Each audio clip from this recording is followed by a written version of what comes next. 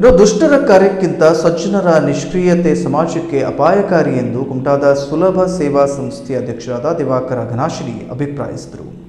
ಸುಲಭ ಸೇವಾ ಸಂಸ್ಥೆ ಕುಮಟಾ ಸುಲಭ ಸೌಹಾರ್ದ ಸಹಕಾರಿ ಸಂಘ ನಿಯಮಿತದ ಆಶ್ರಯದಲ್ಲಿ ಬಾಡದ ಸರ್ಕಾರಿ ಪದವಿ ಪೂರ್ವ ಕಾಲೇಜಿನಲ್ಲಿ ಹಮ್ಮಿಕೊಂಡ ಮಾದಕ ವ್ಯಸನ ದುಷ್ಪರಿಣಾಮ ಹಾಗೂ ಎಸ್ಐಆರ್ ಜಾಗೃತಿ ಕಾರ್ಯಕ್ರಮದಲ್ಲಿ ಮುಖ್ಯ ಅತಿಥಿಯಾಗಿ ಪಾಲ್ಗೊಂಡು ಮಾತನಾಡಿದರು.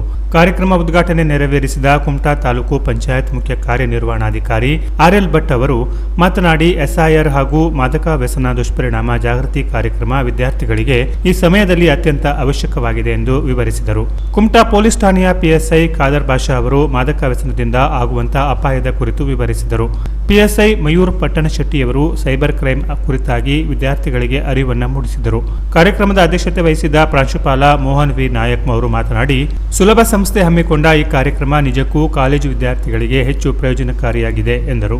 ಈ ಸಂದರ್ಭದಲ್ಲಿ ವಿದ್ಯಾರ್ಥಿಗಳಿಗಾಗಿ ಮಾದಕ ವ್ಯಸನ ದುಷ್ಪರಿಣಾಮದ ಕುರಿತಾಗಿ ನಡೆಸಲಾದ ಭಾಷಣ ಸ್ಪರ್ಧೆಯಲ್ಲಿ ಕೋಮಲ ನಾಯ್ಕ್ ಪ್ರಥಮ, ನವ್ಯ ಗೌಡ ದ್ವಿತೀಯ ಹಾಗೂ ಗಾಯತ್ರಿ ಮಡಿವಾಳ್ ತೃತೀಯ ಬಹುಮಾನವನ್ನು ಪಡೆದುಕೊಂಡರು.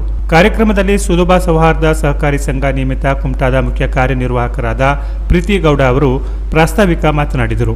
ಉಪನ್ಯಾಸಕರಾದ ದತ್ತಾತ್ರೇಯ ಭಟ್ಟ ನಿರೂಪಿಸಿದರು. ಉಪನ್ಯಾಸಕರಾದ ಶಂಕರ್ ಪಟಗಾರ್ ಪ್ರಾರ್ಥಿಸಿ ನೂತನವಾಗಿ ಆಯ್ಕೆಯಾದ ವಿದ್ಯಾರ್ಥಿ ಪ್ರತಿನಿಧಿಗಳಿಗೆ ಪ್ರಮಾಣ ವಚನ ಬೋಧಿಸಿದರು.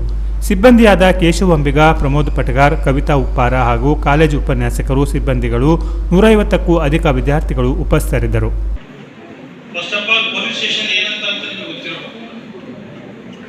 ಕೇಸ್ ಅಂದ್ರೆ